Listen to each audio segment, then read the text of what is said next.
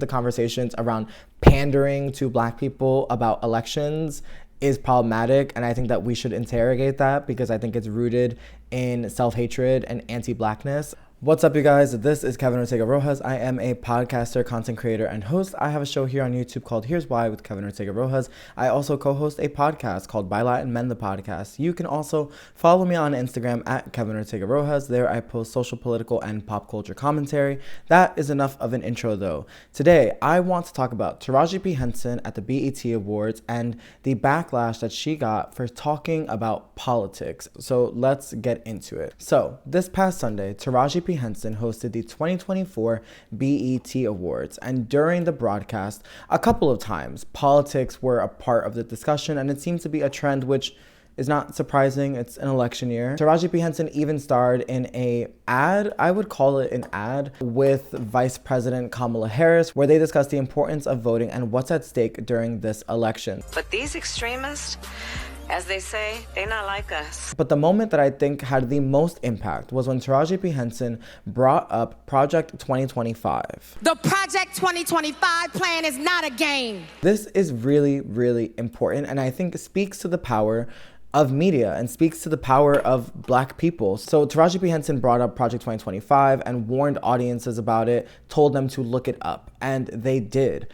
After the BET Awards, Project 2025 Google searches were off the charts. Literally. Project 2025 started back in April 2022, and for the last year and a half or so, creators online who focus on politics and law have been ringing the alarm bells, trying to get people to pay attention to this issue. But it wasn't until a Black actress brought it up during the middle of an award ceremony that people really started to pay attention, and that is really important. So this all sounds good and well, right? Taraji P Henson brought up an important issue, people went online and started looking it up, and then Project 2025 was trending online for the next 2 days. And I think that that is incredible, but I was surprised to see how many people were upset with BET, with Taraji P Henson, and people were claiming that she was being used by BET or the Democrats or Joe Biden to pander to Black voters. And I think that that is incredibly disingenuous, and I also think that it is incredibly harmful and reductive to say that discussing politics with Black people or in Black spaces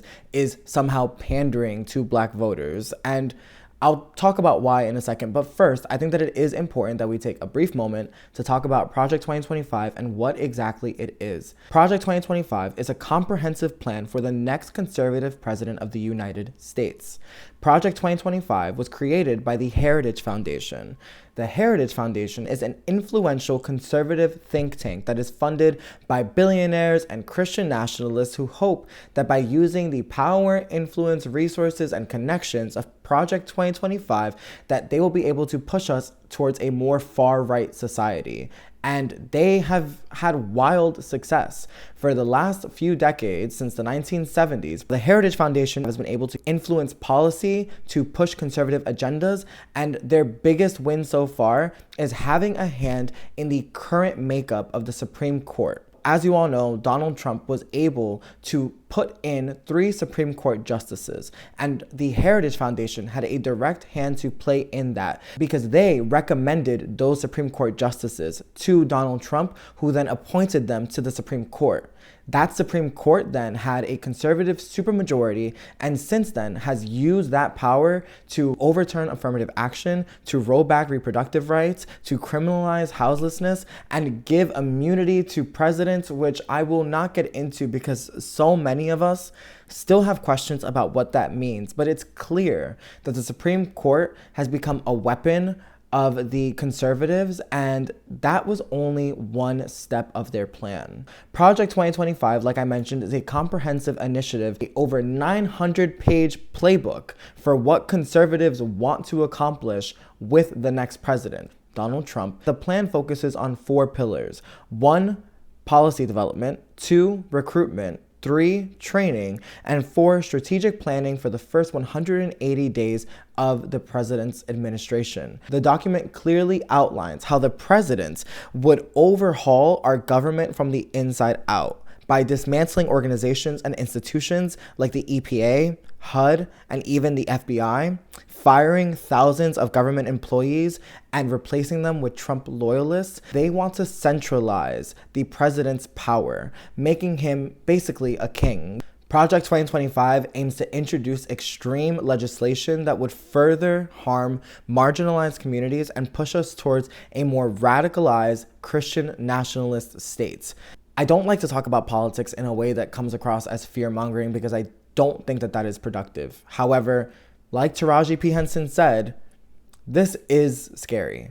And we all should be paying attention to this because as we speak, there are thousands of conservatives out there right now taking training classes and applying to be put on a database so that Donald Trump can push them into our government. The conservative agenda is a radical one. It is scary. And if this is the one thing that gets you to vote this November, I think it's worth it. Project 2025 is available online for you to go on and skim. Be warned, it is super lengthy. I have not read it. I did link it in the description of this video for you. What I have read is an overview of Project 2025, which is also linked in the description down for you. Okay, so back to Taraji at the BET Awards. So following the BET Awards, there were a ton of comments online in the blogs and on Twitter from people saying that Taraji P Henson is being used, that she is pandering to Black people. And I just don't understand when we have these conversations because I think that it is rooted in anti-Blackness. Because why are Black people not allowed to talk politics among each other?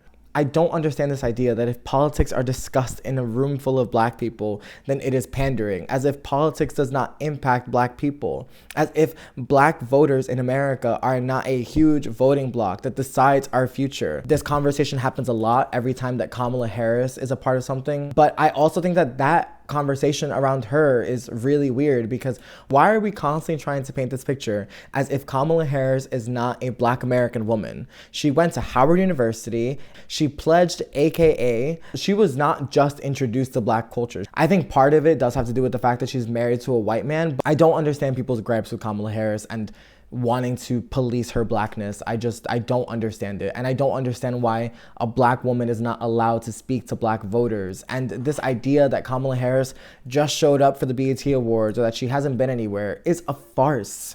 All right? She has been doing the work.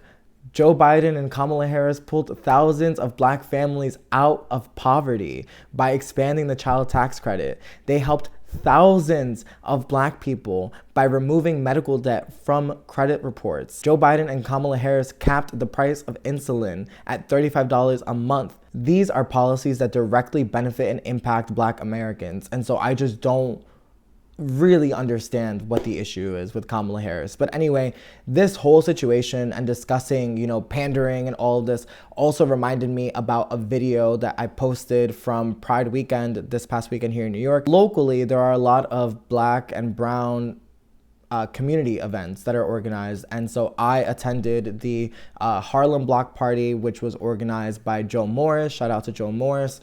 He is a party producer. He is also the owner of Brunch Harlem, a Black-owned restaurant in Harlem on 119th Street. If you're ever in town, go check it out. They serve brunch 7 days a week and the food is great if you ever want some catfish and pancakes. But anyway, so, I was at the block party. I posted this video online. In the video is just a sea of Black people dancing and celebrating Pride and having a good time. And I was so dumbfounded by the amount of comments that I saw that said, wow, I really hope that someone was there getting people to register to vote. Why? Why is it your first thought when you see a street full of Black people to say, I hope you're registered to vote? Why is it we are queer men of color in New York City? Why would we not be registered to vote? And why do we constantly have to be reminded that elections fall solely in the hands of the most marginalized people? These seem like two opposite issues here, but it almost feels like they're connected, because when Black people talk about politics among Black people, then we accuse each other of pandering. But then when non-Black people see Black people having a good time, they accuse them of being too dumb to be registered to vote. And I just think the generalizations around Black people and voting and politics, I just think needs to stop. The conversations around pandering to Black people about elections is problematic, and I think that we should interrogate that, because I think it's rooted in self-hatred and anti-Blackness, and I think that Black people are not more or less smart than anyone else. I don't know how we keep getting here, because no one says this about Latinos or Asians or Middle Eastern folks or anything like that. Like, it's just, this is specifically a conversation that always happens during election season about Black people. And I think that you should start questioning why. Anyway, like I mentioned before, go look up Project 2025. I think that it is incredibly important. If you aren't registered to vote, or if you're not sure, you can go to vote.gov. There you can check your voter registration status. And if you aren't registered to vote, you can vote online. It's very quick, very easy. And yeah, that's all the time I have for this video. Let me know your thoughts down in the comments below. And hopefully, I'll see you next time. Take care. Love you. Bye.